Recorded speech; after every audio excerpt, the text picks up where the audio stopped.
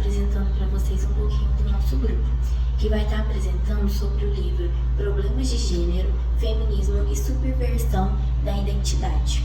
O nosso grupo é composto por Lívia, Gabriele, Jardel, Júlia, Iago, Maria Eduarda, Gabriel, Larissa e Heloísa. Eu vou dar início à nossa apresentação agora comentando um pouquinho sobre as dificuldades enfrentadas pelas mulheres no decorrer da história da humanidade. E isso é bem claro, desde que se tem acesso às informações, está marcado aos livros, e no livro que nós lemos também, para preparar a apresentação, que a mulher ela foi limitada ao seu corpo. E que isso foi mudando no decorrer dos tempos, mais marcado por grandes lutas e que nós fomos conquistando. Hoje se tem acesso aos estudos, ao mercado de trabalho, à política, mesmo que de forma limitada e reduzida, ainda se tem, coisa que não era comum há alguns anos atrás. Isso é uma conquista muito grande. No livro fica bastante marcado o conceito que Simone Beauvoir traz sobre o feminino. E pesquisando, eu vi uma frase que ficou bastante marcada na minha cabeça e que eu queria trazer para vocês. Ninguém nasce mulher, torna-se mulher. É a frase mais clássica de Beauvoir, retirada do livro O Segundo Sexo. Para ela, nenhum destino biológico, psíquico, econômico define a forma que a fêmea humana assume no seio da sociedade. É o conjunto da civilização que elabora esse produto intermediário entre o macho e o castrado, que qualificam o feminino. Durante muitos anos, a mulher ela se posicionava de acordo com o que o homem queria, com o que o homem definia que era o certo para a mulher.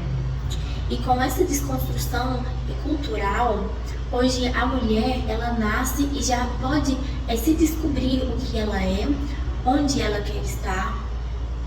Ela vai redefinindo o seu gênero. Então, nada mais é do que uma definição nova para o gênero feminino, que está se qualificando novamente, deixando essa cultura machista e se descobrindo como mulher, como fêmea. Bom dia a todos, dando continuidade ao seminário, eu vou falar agora sobre linguagem, poder e estratégias de deslocamento. Bom, no livro a autora ela dialoga com vários outros autores, mas neste título em especial se destaca a autora Monique Wittig. A Monique ela traz a proposta da teoria feminista radical, na qual ocupa uma posição ambígua no contínuo das teorias sobre a questão do sujeito. O humanismo de Wittig pressupõe a existência de um agente por trás da obra, mas a sua teoria ela traça uma construção performativa do gênero e contesta a temporalidade das explicações que confundem causa e resultado. Wittig ela ataca a ideia de um poder de linguagem de subordinar e excluir as mulheres. Ela considera a linguagem como uma outra ordem da materialidade, uma instituição que pode ser radicalmente transformada. E ela argumenta que a ficção linguística do sexo é uma categoria produzida e disseminada pelo sistema da heterossexualidade compulsória, no esforço de restringir a produção de identidades em conformidade com o eixo do desejo heterossexual.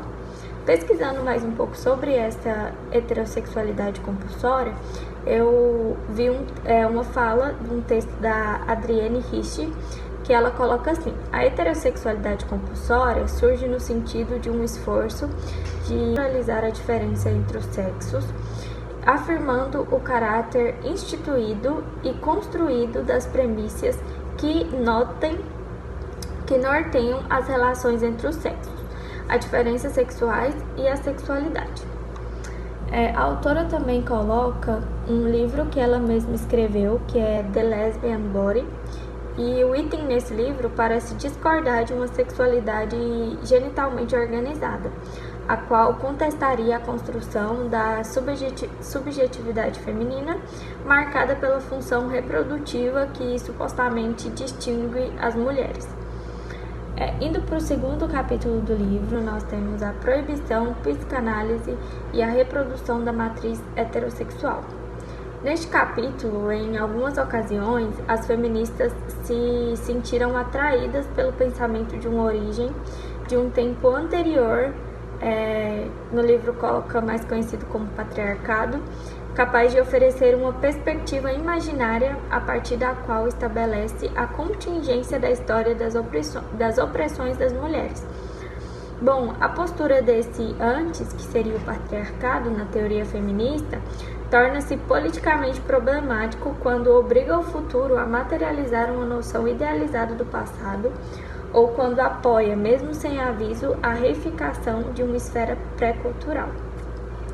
Outro autor citado também no segundo capítulo é o Levi Strauss, não sei se é assim que fala o nome dele, mas segundo seu argumento, existe uma estrutura de troca regulatória universal com as características de todos os sistemas de parentesco. O seu discurso estruturalista tende a se referir ao direito. De acordo com essa estrutura dele, de parentesco, as mulheres são objeto de troca para consolidar e distinguir o parentesco. É basicamente que no casamento a mulher não é qualificada como identidade, mas como um termo relacional, que distingue os vários clãs e associa a uma identidade patrilinear comum, mas internamente diferenciada. E a apropriação de Leves também centra-se na proibição do incesto e do casamento heterossexual na reprodução cultural. A cultura é entendida principalmente como um objeto de estruturas e significados da linguagem, e a linguagem é o resto do desejo insatisfeito e da satisfação alternativa, um produto multicultural sublimado que nunca pode ser verdadeiramente satisfeito. Olá, bom dia professora Isabela, bom dia colegas, me chamo Jardel e vou estar dando continuidade à temática que está sendo apresentada.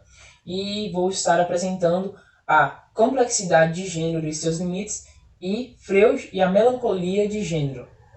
A identidade de gênero é a forma pela qual eu expresso o gênero com o qual eu me identifico. Isso acontece porque a expressão de gênero leva em conta muito mais fatores sociais e culturais do que os próprios fatores biológicos. Na prática, isso significa que uma pessoa que foi categorizada como menino no seu nascimento pode não se sentir confortável nessa identidade e performar ações e atitudes que são entendidas como femininas pela sociedade. E esse desconforto pode levar a um questionamento sobre a sua própria identidade. A partir daí, a pessoa pode entender que se sente confortável se expressando dentro de outro gênero ou até mesmo não expressando gênero algum. O debate sobre o gênero e posteriormente sobre a identidade de gênero é muito recente e tem a sua origem no debate feminista pós-modernista. E para a gente estar detalhando melhor, eu vou estar fazendo perguntas bases e as respondendo para melhor compreensão. E qual a diferença entre sexo biológico e identidade de gênero? Ao contrário do que muitos pensam, não é o sexo biológico que define o gênero com o qual a pessoa se identifica. Sexo é biológico, gênero é social. E o gênero vai além do sexo. O que importa na definição do que é ser homem ou mulher não são os cromossomos ou a conformação genital, mas a autopercepção e a forma como a pessoa se expressa socialmente. Isso a Butler descreve em alguns trechos da sua obra. E como isso impacta na vida da pessoa? Para a teoria freudiana, na obra de Butler, o impacto da identidade de gênero é muito grande na vida de uma pessoa, já que diz respeito à forma como ela se identifica, vive e é reconhecida pela sociedade. Além disso, a identidade de gênero pode e deve impactar em políticas públicas. E quando se fala em identidade de gênero, fica parecendo que só pessoas trans têm identidade de gênero. E as pessoas que não são trans não têm identidade de gênero. O que é errado, pois todas as pessoas que estão e compõem a humanidade de alguma forma estão performando uma identidade de gênero, seja ela cisgênera ou seja ela transgênera. Então, agora eu vou estar abordando Freud e a melancolia do gênero, né? E o caminho de Freud no que concerne ao psiquismo feminino foi bem árduo e repleto de incertezas, e muitas foram suas hipóteses sobre a sexualidade feminina, a formação da feminilidade e a passagem da menina pelo complexo de Édipo. E ele afirma que a anatomia é o destino e, ao mesmo tempo, que ninguém é inteiramente feminino ou masculino. E para que tenhamos uma melhor compreensão, eu vou estar abordando 3 questões bases.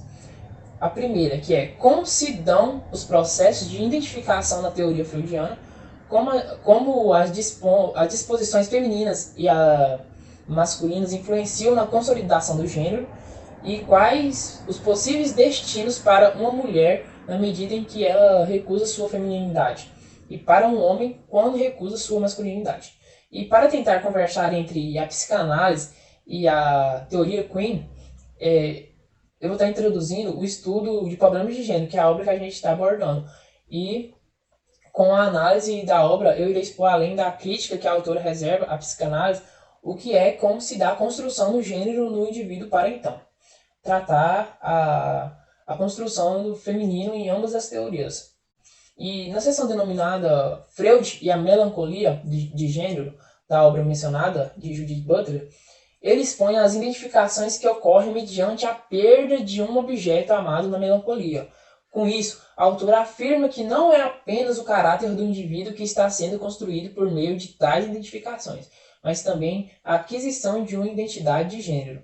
Segundo Butler, aprendemos melhor a ideia da construção da identidade de gênero se tivermos em vista o que o tabu do incesto é a primeira perda que o ser humano vive. Além disso, é também a primeira identificação com o objeto perdido pela qual o indivíduo passa. Nesse caso, ele internaliza o objeto do tabu. Em uma relação heterossexual, o curso positivo do Édipo é que a menina se identifique com a mãe e o menino com o pai. Para Butler, o problema reside no fato de que, quando Freud postula a bissexualidade primária, ele admite que existem desejos e identificações com ambos os sexos. Porém, não é isso que ocorre para o menino. Deve haver 2 escolhas entre os objetos e entre as 2 predisposições sexuais femininas e masculinas.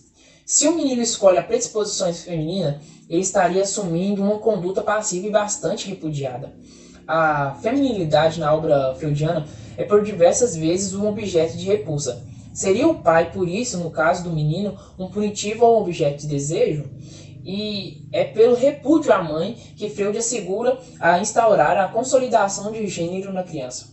Ao renunciar à mãe como objeto de amor, o menino internaliza em si através de traços de identificação, e com isso, juntamente com a disposição heterossexual, ele estabelece também disposições femininas. Daí então Butler faz as seguintes críticas às obras freudianas. Mas no interior, qual é a origem das predisposições femininas e masculinas? Quais seriam as consequências das identificações ocorridas? Seria a bissexualidade, na verdade? Ou uma série de internalizações das perdas de objetos de amor? E acaso haveria no interior da obra freudiana possíveis encaminhamentos para tais questionamentos? Então, Judith Butler, ela indaga essas questões sobre a obra de Freud e a sua visão sobre a identidade de gênero e a melancolia.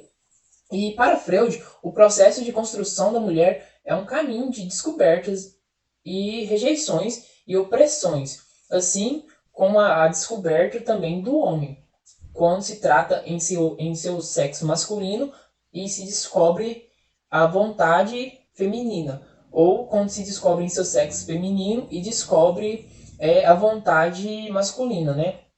Então, essas opressões é assim. A mulher, por exemplo, tão logo quando ela descobre que não possui um pênis, descobre também sua inferioridade mediante os padrões culturais e sociais implantados arcaicamente nessa ideologia, e é condenada a viver um inveja do órgão masculino, que pode, como consequência, levá-la a rejeitar a sua feminilidade. E no que concerne ao prazer, né, a mulher deve abandonar o prazer clitoriano para que possa dar lugar à vagina ou seja, o órgão que é responsável pelo prazer feminino e pela reprodução. E na própria teoria freudiana, ela é influenciada por uma matriz heterossexual do desejo, como afirma a própria Judith Butler. Ela afirma assim, em um pequeno trecho: interessa-me investigar como se dá a aquisição de gênero no interior da obra de Freud e analisar a crítica que a autora endereça à psicanálise. Ela ressalta esse trecho e logo após é postulado uma pequena parte do texto de Freud, onde ele afirma que a anatomia é o destino, acaso seria possível, a partir de seu próprio pensamento, pensar a identidade de gênero de um modo tal que ela não se enraizasse na anatomia do indivíduo. Então, essas perguntas são complexidades que a Judith Butler vai criticando e respondendo em toda a sua obra. E então eu termino aqui a minha fala e vou passar para o próximo colega. Bom dia, professora Isabela. Bom dia, colegas. Meu nome é Júlia e irei abordar sobre as instituições culturais e a teoria lacaniana. A antropóloga cultural Gayle Hubby, em suas falas, busca retratar sobre o tema sexo-gênero. Ela afirma que os sistemas de parentesco não há relação com o sistema biológico, e sim se encaixam no sistema de estatuto e categorizados. Em diversos livros escritos por Hubby, como o livro Políticas do Sexo, publicado em 2018, podemos perceber idealismos de alguns pensadores, como o antropólogo Levi Strauss, o qual aborda sobre a questão do parentesco, que impõe na organização cultural a respeito da procriação biológica, sendo que a base dessa organização se encontra no tabu do incesto e na troca de mulheres entre os homens. Ou seja, entende-se, e concluindo com os ideais de Hubby presente em seu texto, que a opressão das mulheres ocorre devido a um processo social e não biológico. Além disso, a autora afirma que o poder da construção familiar e a organização de todas as regras impostas para a família vem do homem. O ensaio de Hubby, o qual aconteceu em 1975, esse que integrou a coletânea Toward an Anthropology of Women, cita que é uma percepção profunda de um sistema no qual as mulheres não possuem plenos direitos sobre si mesmas. Ademais, Hubby se baseia no idealismo de Freud, relacionando sua teoria do Édipo com a do sexo-gênero proposta por ela. A fase édipica ocorre quando a criança, sobre questões sexuais, onde ela se encaixa e tudo é de acordo aos termos apresentados pelos seus pais. Com isso, entende-se que desde pequeno o indivíduo percebe como se comporta a sexualidade no lugar em que se insere, suas próprias peculiaridades, sua identidade, gênero, ou seja, como ele deve se comportar socialmente em relação à sexualidade. Hubby aborda que esse conjunto de regras que formam o sistema de parentesco gera heterossexualidade compulsória, e com a crise do Édipo, acaba se enquadrando na assimilação dessas regras e tabus nas instituições do desejo heterossexual. Com isso, tanto o complexo de Édipo quanto o parentesco atribui disparidades radicais entre os direitos dos homens e mulheres. Portanto, Hubby argumenta que o feminismo é extremamente fundamental. A teoria lacaniana foi fundada pelo médico francês Jacques Lacan, vivendo no século XX. Ele se baseou nos ideais de Freud ao retratar sobre o consciente, a identificação e o ego. Segundo ele, o inconsciente é estruturado como uma linguagem. Dessa forma, começou a basear seus estudos desses termos, trazendo como elemento principal a linguagem. Para Lacan, o indivíduo possui em sua composição uma soma de todas as pessoas que ele se relaciona, os quais são considerados de redes de relações sociais. Assim, o indivíduo possui uma combinação de sistemas simbólicos e socioculturais. Lacan afirma que, em sua época, não estava mais uma sociedade em que o pai é considerado uma figura de poder. A linguagem, para ele, é uma forma de dominação presente em uma das instituições sociais que a linguagem se faz presente é a escola. A linguagem, para ele, está localizada no imaginário das pessoas. De certa forma, é fundamental o indivíduo se relacionar com o outro, pois por meio desses sistemas de linguagem é que o indivíduo se definirá, ou seja, esse terá a somatória do eu, o ego, mais a alienação dos pensamentos de outrem, que é o desejo. A linguagem está presente de forma simbólica, imaginária e real. A primeira se caracteriza com elementos do consciente mais o subconsciente da pessoa. O imaginário, basicamente, corresponde ao ego do sujeito, é o seu registro psíquico. Por fim, o real é tudo aquilo que o indivíduo não consegue processar no plano simbólico. Os 3 planos são unidos por um nó denominado de Hobbanomeano, fazendo com que os planos devem estar em conexão. Um não existe sem o funcionamento do outro. Olá, bom dia a todos e a todas. Eu me chamo Iago Ferreira Santos e estarei agora dando continuidade à fala dos meus colegas, falando a respeito sobre análise da sexualidade feita por Foucault e também uma análise feita sobre a obra de Foucault montada através dos diários de Herculine. Bem, primeiramente, eu vou falar sobre a análise da sexualidade por Foucault, que é uma análise muito ligada à questão do poder e à questão culturais. Foucault, ele é um pensador francês muito importante para a nossa era, pois ele vai pegar diversos temas, diversas temáticas do cotidiano e vai elaborar diversas teorias.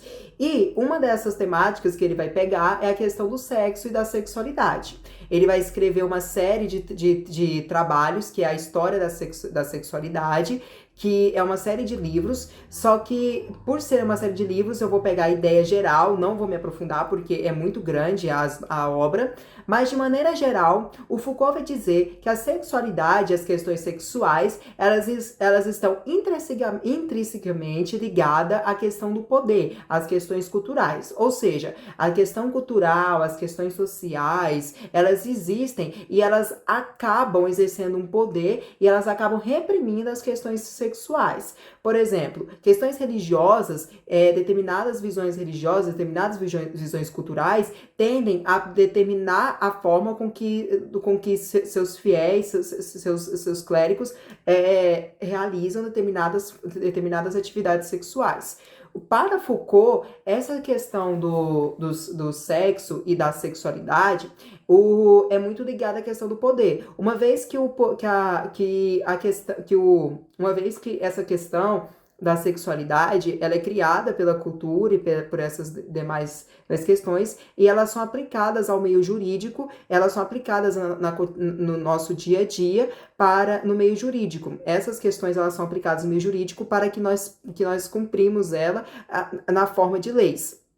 Um exemplo claro disso é a sociedade medieval. Durante a sociedade medieval, que é uma sociedade muito cristã, conhecida por seguir e está muito ligada sobre a questão da doutrina católica, e a questão da doutrina católica influenciar muito a sociedade naquele período, determinadas práticas que eram contra o código canônico da igreja fizeram com que o direito de determinados países considerasse tais práticas ilegais, tais práticas ilícitas à luz do direito. Práticas, por exemplo, como a homossexualidade. Durante a Idade Média, atos homossexuais eram considerados não só como pecado, mas também como crime por diversos países, na história ocidental, é claro. Outro exemplo disso é aqui no próprio Brasil, onde a presença de leis contra a bigamia e a presença de leis contra o adultério, que já existiu, hoje não existe mais, é um exemplo claro disso. Além da questão da teoria da sexualidade de Foucault, eu irei trazer agora análise sobre a obra de Foucault através dos diários de Herculine. Herculine é uma hermafrodita francesa que nasceu no século passado.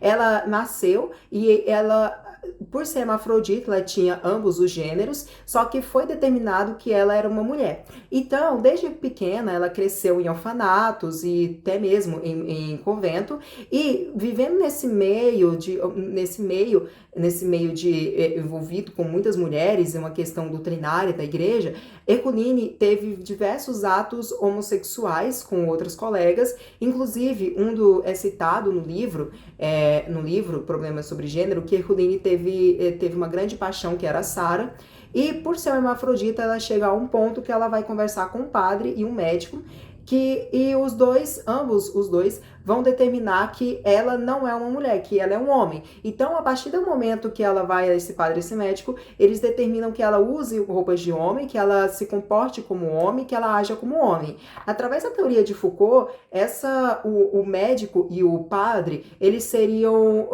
órgãos normativos, seriam coisas que existem para fazer com que a questão da sexualidade, que é produto do poder, seja intrínseco e seja aplicado na sociedade. Entretanto, apesar de seus atos serem agora legitimados, porque ela é considerada um homem, não mais uma mulher, ela acaba se suicidando e se matando. Inclusive, a autora Judith Butler vai dizer que ler os diários de Herculine, a ótica de Foucault, é uma oportunidade única de ler Foucault contra o próprio Foucault, porque existem várias coisas que contrariam a teoria do sexo. Bem, é isso e espero que tenha entendido. Bom, outra questão importante a ser trabalhada dentro da temática é a questão da dominação, que não é algo difícil de ser percebido na sociedade. Historicamente, a relação entre homem e mulher, ela foi construída num contexto de dominação, onde o homem ele era tido como superior à mulher e essa se subjugava a ele. Por exemplo, no âmbito do direito, inicialmente as mulheres não tinham direito ao voto. Na área do trabalho, as mulheres foram adentrar nas fábricas e nas empresas muito por conta da ausência dos homens que estavam indo para a guerra. Até mesmo dentro do casamento, no tratamento do adultério, onde quando a prática é realizada pelo homem é tido como algo normal, alguns dizem que até normal, é da conduta do homem. Já quando é praticado pela mulher é tido como algo vergonhoso, a mulher é vista com maus olhos perante a sociedade. E em alguns períodos, essa prática por parte da mulher é tida até como uma prática criminosa, sendo cabível até punição à mulher. Nós podemos citar aqui a ideia de poder trazida por Weber, que consiste na imposição da vontade de um indivíduo sobre outro. No caso, a dominação ela vai ser uma forma de legitimação do poder. Por quê? Quando o indivíduo ele obedece a outro, ele está dizendo que ele reconhece a autoridade e o poder daquele outro indivíduo, ou seja, ele está legitimando o poder daquele outro indivíduo. No que se refere à relação entre homem e mulher, historicamente, esse contexto de dominação ele se deu com base em fatores de costumes, fatores morais e até mesmo em bases legais. A esfera doméstica ela se caracteriza como um ambiente de maior difusão dessa dominação. Em muitos casos, o marido ele acaba interpretando o casamento como a legitimidade desse domínio sobre a esposa. Um exemplo é a prática de violência doméstica, em que o homem ele considera que ele tem direito sobre o corpo e sobre a pessoa da sua esposa. A relação sexual forçada dentro do casamento também é outro exemplo. O marido ele entende que por a mulher ser casada com ele, é uma obrigação dela cumprir com o seu papel enquanto cônjuge. Com isso, às vezes até a própria mulher ela interpreta essa situação como algo legítimo e nem sequer passa pela cabeça dela a possibilidade daquilo ali se caracterizar como uma violência contra ela. A autora Judith Butler ela vai trazer outra autora, que é a Monique Wittig, e ela cita que essa autora ela critica essa divisão da sociedade entre homens e mulheres. Para ela, essa divisão é algo totalmente desnecessário, que não tem função alguma, a não ser favorecer os interesses econômicos da heterossexualidade. Até mesmo a forma como a linguagem é construída é criticada por ela.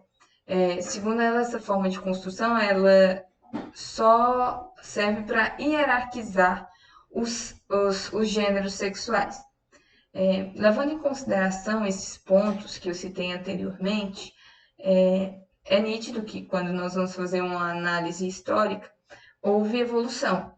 Porém, há muito o que melhorar ainda, tanto que nas últimas décadas, movimentos como o movimento feminista, o movimento LGBT, têm ganhado força, porque se exige cada vez mais que haja um tratamento igual entre os gêneros dentro da sociedade.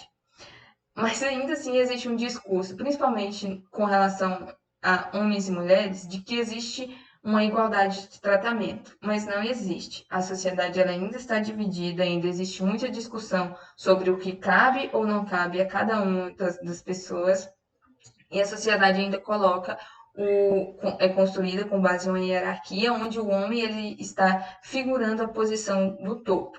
É importante a gente ressaltar que essa ideia de dominação, da característica da figura do homem, ela não se dá somente em relação ao sexo oposto.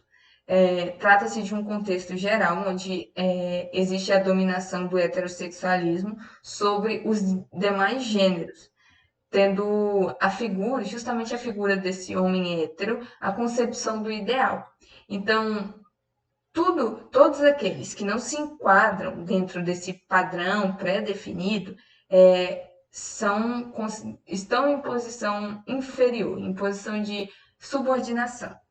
Finalizando aqui essa discussão sobre dominação, analisando o contexto social, nós podemos trazer a ideia apresentada por Judith Butler, em que ela diz que as relações de gênero elas se convertem em relações de poder.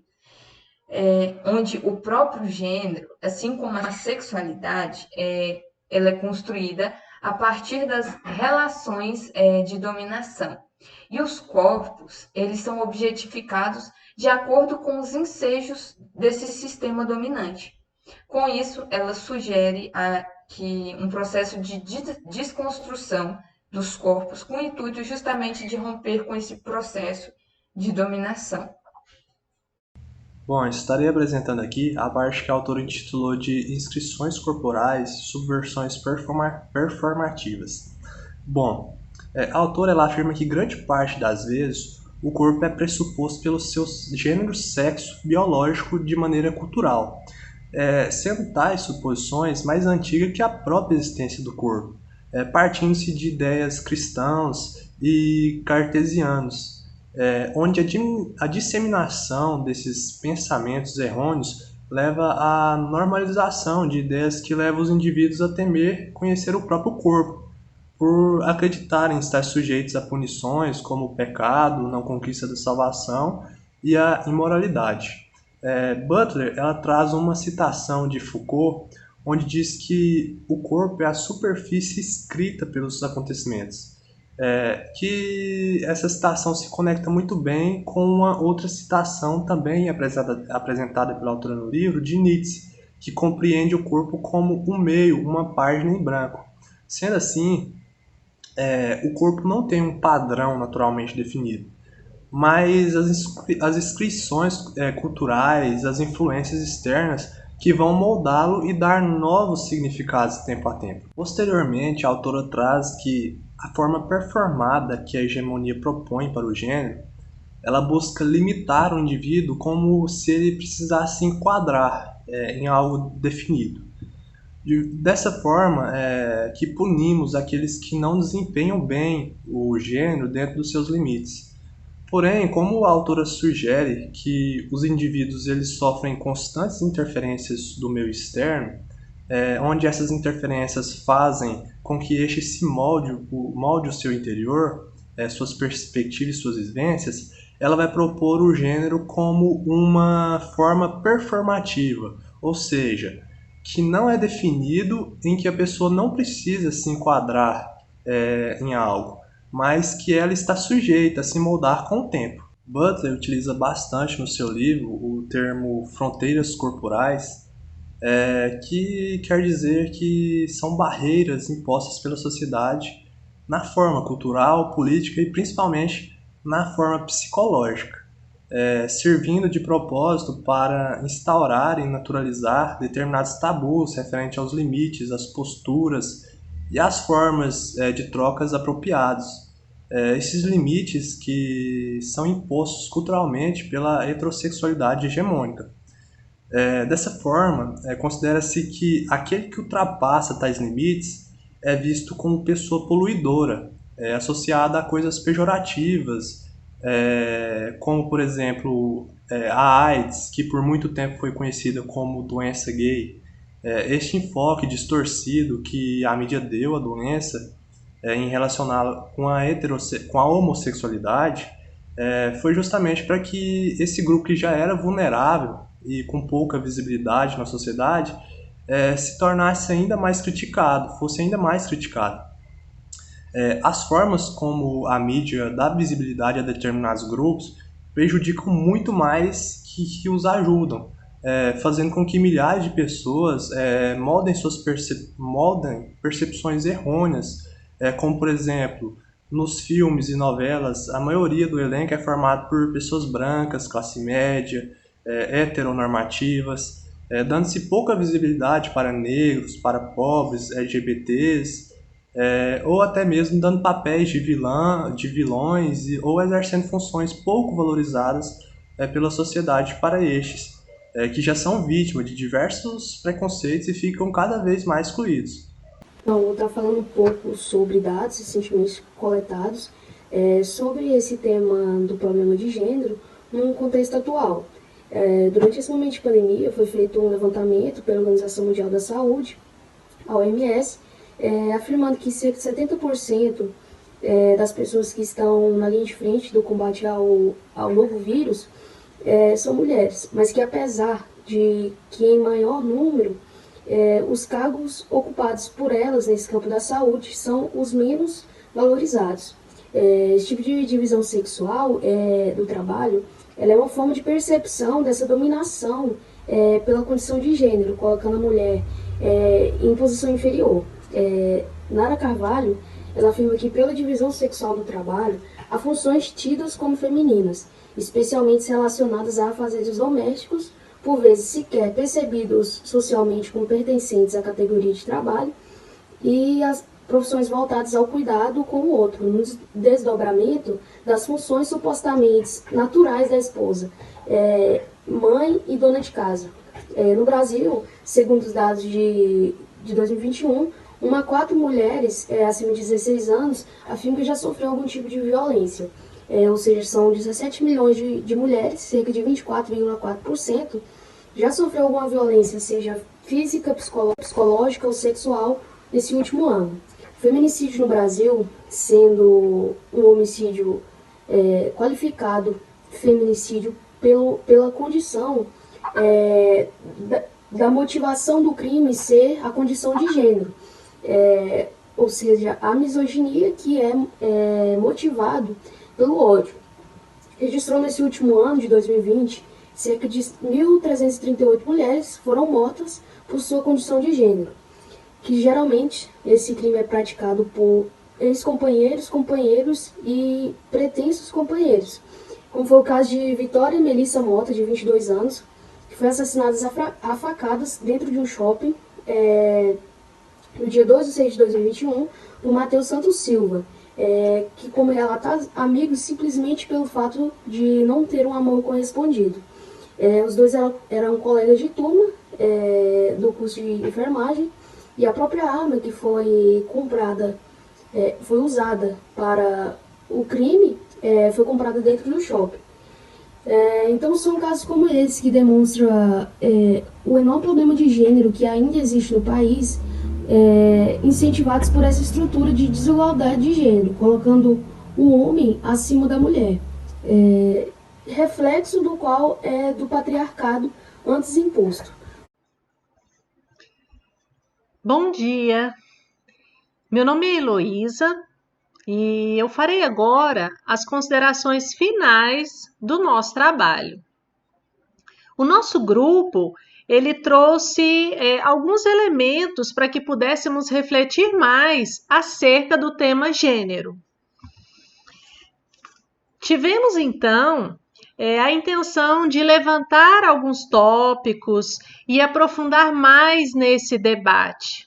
Então, nós iniciamos convidando a pensar sobre a sexualidade, bem como a relevância da necessidade da superação da dicotomia do ser masculino e do ser feminino. Muitos pesquisadores desse tema, dentre eles citamos Butler, onde afirma que essa diferenciação entre os seres, ela é imposta desde muito cedo ao indivíduo. Então, Butler, ela embasa essa afirmação no fato de que a escolha social do gênero nem sempre corresponde àquela escolha subjetiva, individual. Desse modo, a escolha social e a escolha individual podem não se equiparar, pois cada ser pode e faz sobre si mesmo é subjetivo. Nessa perspectiva, o sexo é natural, mas o gênero ele é construído socialmente. Nas palavras de Butler, abra aspas, nesse caso, não a biologia, mas a cultura se torna um destino. Fecha aspas, Butler, 2003, página 26. Então, são os padrões sociais que são estabelecidos que impõem o que é correto, o que pode ser feito, e isso reverbera diretamente na vivência, no cotidiano, na vida particular, social e até no processo de autoaprendizagem desse indivíduo. Por conseguinte, é relevante essa reflexão sobre a sexualidade à luz da construção histórica e cultural desse tema. É muito importante essa reflexão, porque muitos são os obstáculos que se enfrentam para que se garanta de forma material a liberdade individual e a igualdade de todos, que já são asseguradas formalmente na lei e pela lei. Então, ao tentar compreender a sexualidade a partir de um processo histórico, pode-se compreender o direito enquanto fato social. Assim, o direito ele pode acompanhar as contradições, os avanços e as rupturas que ocorrem na sociedade, assim como as mudanças que os indivíduos vivenciam, o modo como eles se interagem e, principalmente, como esses indivíduos se identificam subjetivamente e socialmente. Então, a partir dessas reflexões, nós esperamos ter contribuído com os juristas em formação e também com o debate acerca da função social do direito, principalmente no tema gênero. Agradecemos a todos pela atenção. Muito obrigada.